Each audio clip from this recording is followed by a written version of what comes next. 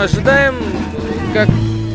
как сказать-то, вот, очень хорошее шоу. Идете, да? Да.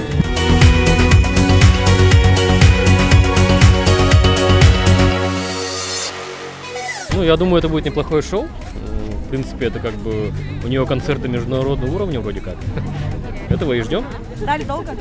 Ой, купили билеты в июне, потом что-то 26-го отменилось, потом еще куда-то перенеслось.